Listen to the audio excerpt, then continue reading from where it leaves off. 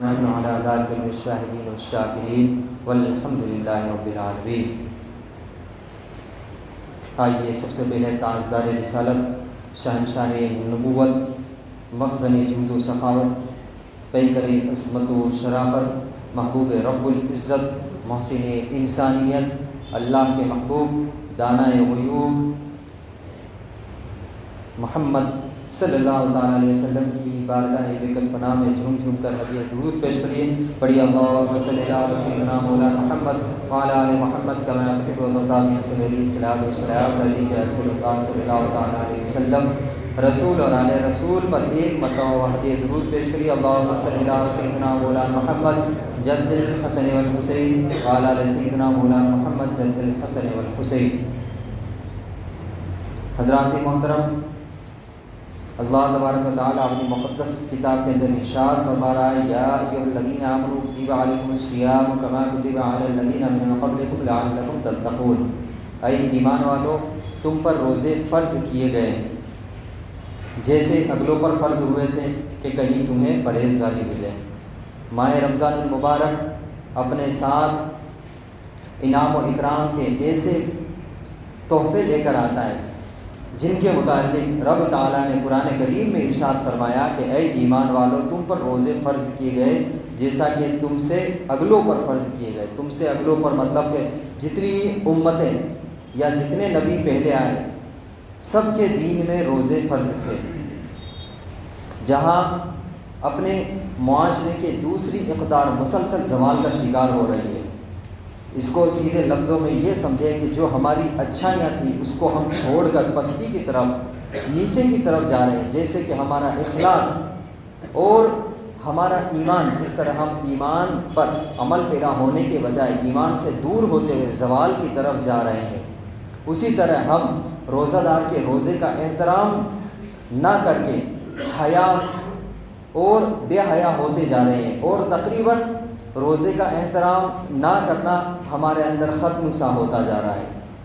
ہارون رشید صاحب لکھتے ہیں کہ رمضان کے احترام کے سلسلے میں انتہائی اہم نقطہ یہ ہے کہ روزہ دار کے روزے کا بھی احترام کیا جائے اور اس کے سامنے کھانے پینے سے بھی بچا جائے۔ روزہ یقیناً اسلام کے بنیادی ارکان میں سے ایک اہم رکن اور فرض ہے، لیکن ظاہر ہے کہ اس کے ساتھ یہ بندے اور اللہ کے درمیان کا معاملہ بھی ہے۔ آج کے دور میں کسی کو روزہ رکھنے پر مجبور تو نہیں کیا جا سکتا، تاہم روزہ نہ رکھنے والوں کو روزے اور رمضان کا احترام نہ کرنے کی اجازت بھی نہیں دی جا سکتی۔ اگر کوئی جان بوجھ کر یا کسی ناگزیر وجہ کی بنیاد پر روزہ نہیں رکھتا تو اسے چاہیے کہ وہ پبلک میں جہاں پر زیادہ تر لوگ روزے دار ہوتے ہیں وہاں کھانے پینے یا ایسی حرکات کرنے سے بھی بچنا چاہیے جس سے روزے دار کے روزوں کے جذبات مجروح نہ اور ماہ رمضان کی بے حرمتی نہ ہو۔ کچھ لوگ کہتے ہیں کہ کیا لوگوں کے روزے اور ایمان اتنے کمزور ہو گئے ہیں کہ ذرا سی ادب و احترام سے روزے مجروح ہونے لگے؟ تو عرض یہ ہے کہ بات ایمان اور روزے کی کمزوریاں یا مضبوطی کی نہیں بلکہ اصول انسانیت اور احترام آدمیت کی ہے۔ ایک صاحب کئی سال تک برطانیہ یعنی UK کے اندر کسی کمپنی کے اندر ملازم تھے۔ جب رمضان شروع ہوتا تو آفس کا جو غیر مسلم انگریز طبقہ تھا، یعنی اس کا جو مینیجر تھا وہ بھی غیر مسلم تھا، وہ کچن گراؤنڈ فلور سے اٹھا کر فرسٹ فلور پر منتقل ٹرانسفر کر دیتا تاکہ جب لنچ کے اوقات میں سب کھائیں پیے تو دفتر کے صرف ایک مسلمان کے لیے انہوں نے اپنا کچن چینج کر دیا۔ کیوں؟ اس کے روزے کا احترام کرتے ہوئے۔ تو مسلمان نہ ہو کر بھی ہمارے روزوں کا جو احترام کر سکتے ہیں تو پھر ہمیں سوچنا چاہیے کہ ہم اسلام کا چولا اوڑھ کر بھی ماہ رمضان المبارک کا احترام نہیں کرتے۔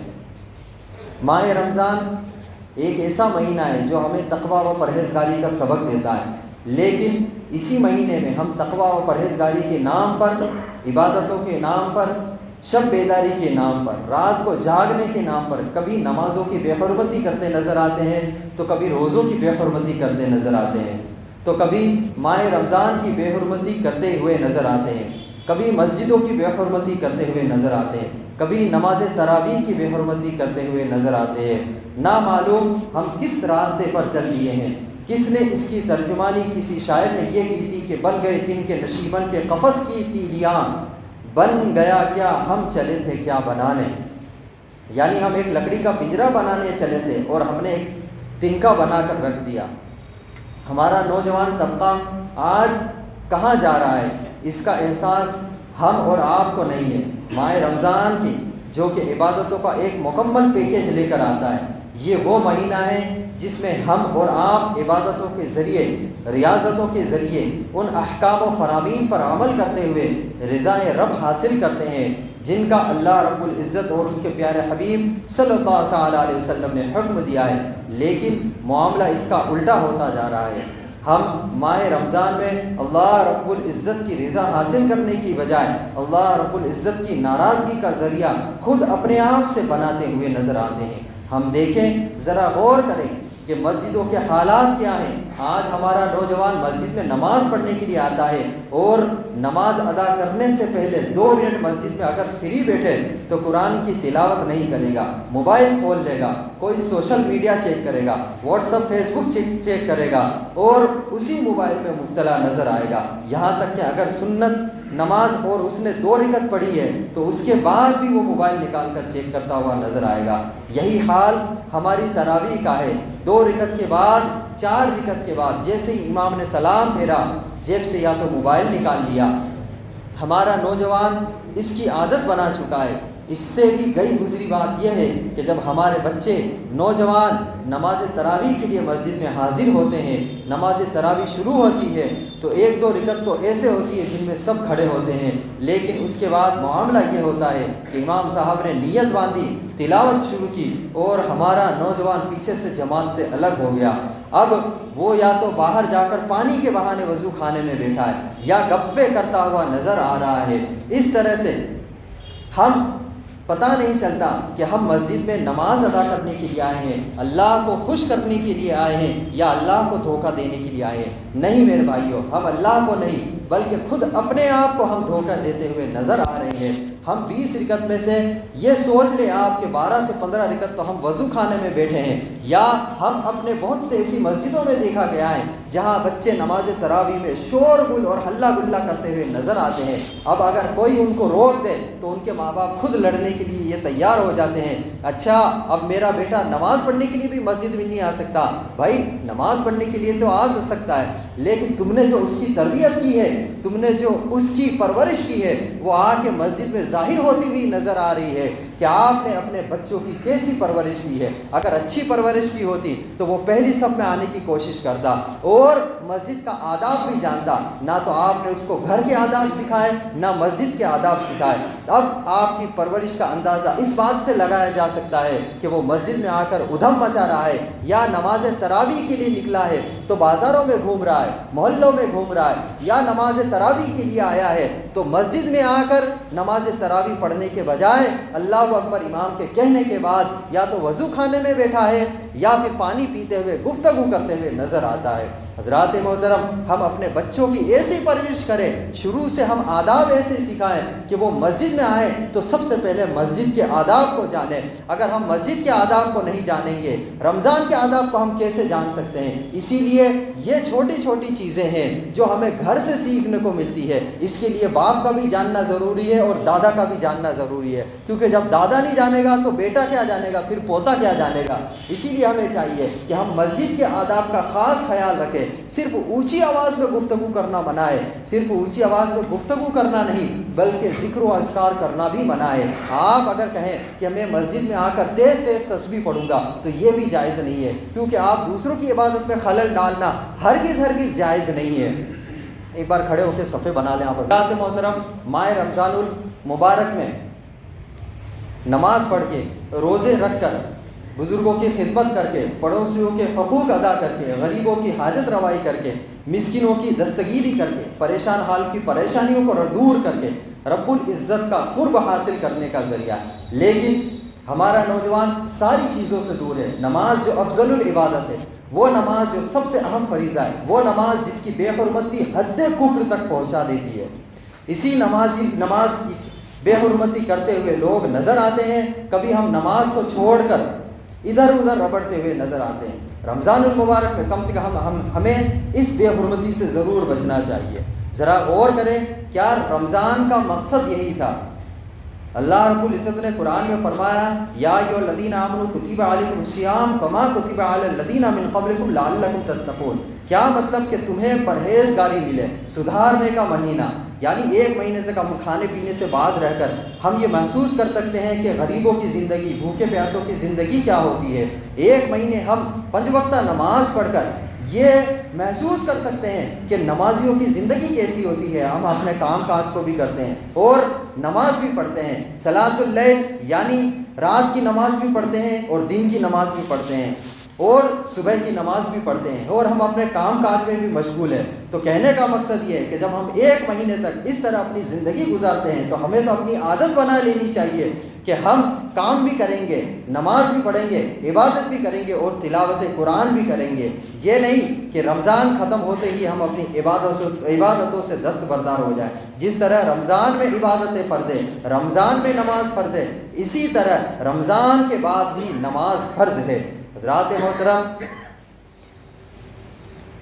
نبی کریم صلی اللہ تعالی علیہ وسلم نے تراویح کے لیے فرمایا کہ تراویح تمام گزشتہ گناہوں کی مغفرت فرما دیتی ہے، تمام گزشتہ گناہوں کی معافی کا ذریعہ بن جاتی ہے۔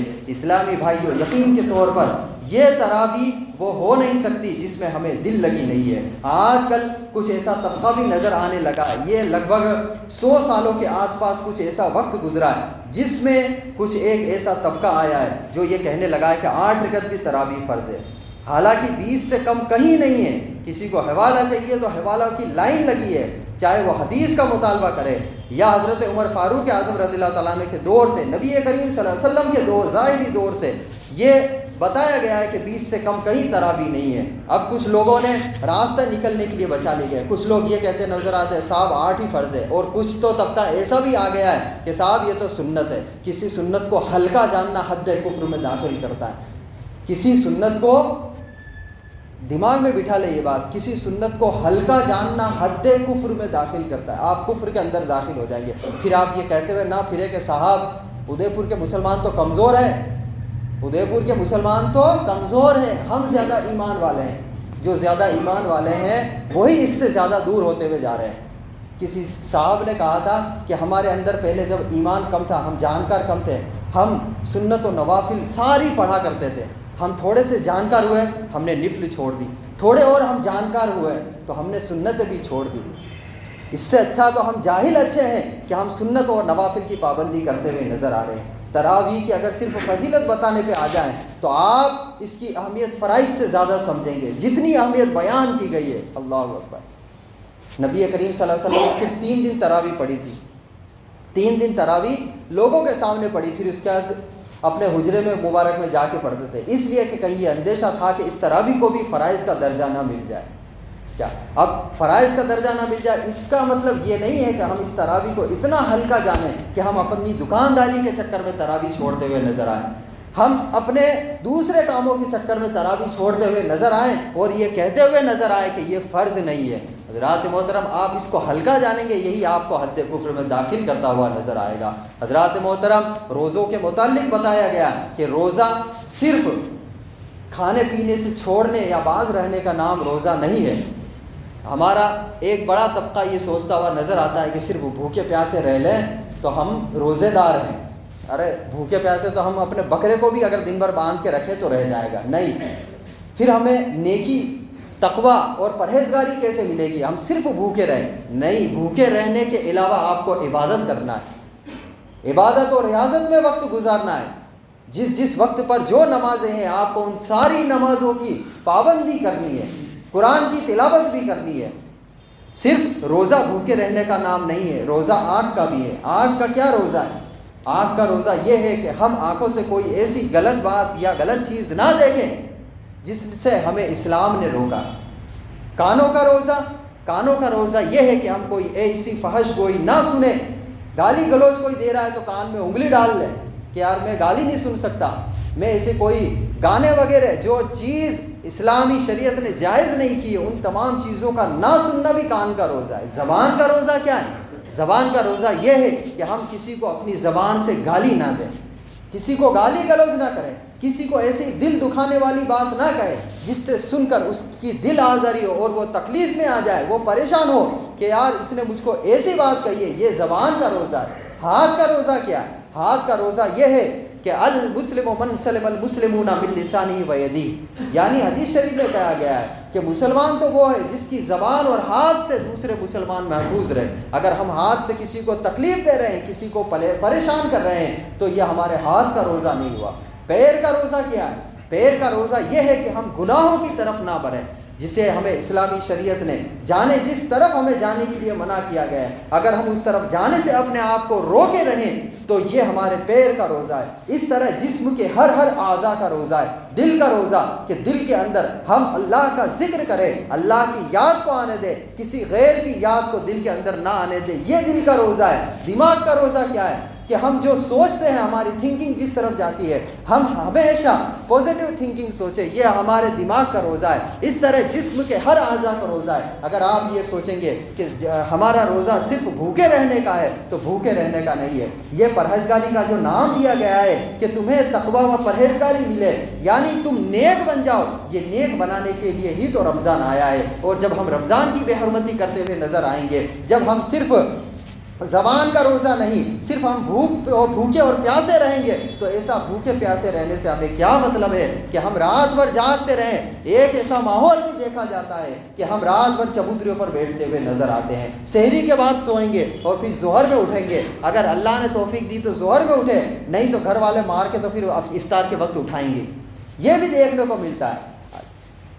صلاۃ اللیل یعنی تراویح کی فضیلت جو بیان کی گئی تھی، وہ وقت بھی یہ بتایا گیا تھا، رات کا حصہ، یہ نہیں بتایا کہ تم جلدی پڑھ لو اور جا کے چبوتری پر بیٹھ جاؤ، جلدی پڑھ لو اور جا کر آپ تم چائے کی ہوٹلوں پر اپنی راتیں رنگین کرتے ہوئے نظر آؤ، نہیں، یہ نہیں بتایا گیا۔ بلکہ اس سے اچھا تو یہ ہے کہ آپ عشاء کے بعد فوراً سو جائیں، آپ کوئی بھی ذکر و اذکار کریں، باوضو سو جائیں اور فجر تک سوتے رہے، یعنی سحری تک سوتے رہے اور سحری میں اٹھ جائیں، یہ آپ کی رات بھر عبادتوں میں شمار ہوگا۔ اگر ہم اس طرح سے نہیں جاگ سکتے، اس طرح سے نہیں سو سکتے، تو پھر یہ جاگنا بھی ہمیں کوئی فائدہ نہیں دے گا، کیونکہ رات بھر ہم اگر جاگیں گے تو کیا کریں گے؟ آج کے اس دور میں ہمارے ہاتھ میں سب سے بڑا فتنہ موجود ہے، ہمارے ہاتھ میں سب سے بڑا یہ جو موبائل کا فتنہ موجود ہے، یہ ہمیں نیک کام نہیں کرنے دے گا۔ پھر ہماری دوستی اور سنگت بھی ایسی ہے کہ ہم ظاہر سی بات ہے رات بھر بیٹھیں گے تو 10-15 تو گالیاں گلوچ کر لیں گے، ادھر ادھر اس کی برائیاں کریں گے، اس کی برائیاں کرتے ہوئے نظر آئیں گے اور بے فحش گوئی میں ہمیشہ ملوث رہیں گے۔ اس سے اچھا تو یہ ہے کہ ہم رات کو جا کے سو جائیں، ہم رات کو جا کے سو جائیں اور سحری کے وقت اٹھیں، تو ہم ان تمام گناہوں سے بھی بچتے ہوئے نظر آئیں گے، کیونکہ رمضان ہمیں پرہیزگاری سکھانے کے لیے آیا ہے۔ ایک تو ویسے بھی رمضان میں سونے کا ٹائم بہت بڑا ایڈجسٹ کرنا پڑتا ہے کہ ہمیں نیند کس طرح پوری ہو۔ اب اگر رات بھر جاگیں گے تو ظاہر سی بات ہے کہ آپ آدھا دن تو سوئیں گے، اب آدھا دن سوئیں گے تو آپ نے روزے میں اپنا آدھا وقت تو گزار دیا، پھر آپ کو بھوک کی شدت کیسے محسوس ہوگی؟ ہم حضرت علی کو بھی تو مانتے ہیں، حضرت علی نے فرمایا کہ مجھے گرمی کے روزے سب سے زیادہ پسند ہے۔ کس لیے پسند ہے؟ کیونکہ اس میں بھوک اور پیاس کی شدت زیادہ محسوس ہوتی ہے۔ اب اگر ہمیں بھوک و پیاس کی شدت محسوس نہیں ہوئی، ابھی تو چلو ٹھنڈا موسم آ گیا، اگر ہمیں بھوک و پیاس کی شدت محسوس نہیں ہوئی تو پھر ہم روزے کا ہمارا جو مقصد ہے وہ کیسے پورا ہوگا؟ ہم کیسے محسوس کریں گے کہ بھوک اور پیاس ہوتی کیا ہے؟ تو اسی لیے ہمیں یہ چاہیے کہ ہم زیادہ سے زیادہ نیک کاموں میں ملوث رہیں اور صرف پیٹ کا روزہ نہ رکھیں، زبان کا بھی رکھیں، ہاتھ کا بھی رکھیں، پیر کا بھی رکھیں، اپنی نگاہوں کا بھی رکھیں، اپنے کان کا بھی روزہ رکھیں، تب جا کر ہم نیک اور متقی و پرہیزگار بنتے ہوئے نظر آئیں گے۔ اور ہم یہ جو چلا چوٹ کرتے ہوئے ادھر ادھر رات کو ربڑتے ہوئے پھرتے ہوئے نظر آتے ہیں، یہ اسلام کی صورت نہیں ہے۔ تبھی تو غیر مسلم دیکھ کے یہ کہتے ہوئے نظر آتے ہیں اب ان کا روزہ آ گیا ہے، اب یہ رات بھر چلائیں گے، رات بھر ادھر ادھر ربڑیں گے۔ نہیں میرے بھائیو، ہمیں اسلام نے یہ درس نہیں دیا، ہمارے صحابہ کا یہ طریقہ رہا ہی نہیں ہے، تو پھر ہم کیوں غلط نظریہ اسلام کا پیش کرتے ہوئے نظر آ رہے ہیں؟ ہمیں تو یہ موقع ملا ہے کہ ہم غیر مسلموں کے بیچ میں بیٹھ کر اسلام کی صحیح شکل و صورت پیش کریں تاکہ وہ بھی یہ ماننے پر مجبور ہو جائے کہ ہاں اسلام نے اچھی تربیت کی ہے۔ اللہ تبارک و تعالی ہمیں اور آپ کو رمضان المبارک کا احترام کرنے کی توفیق عطا فرمائے، روزے دار کا احترام کرنے کی توفیق رفیق عطا فرمائے، اپنے آپ کو زیادہ سے زیادہ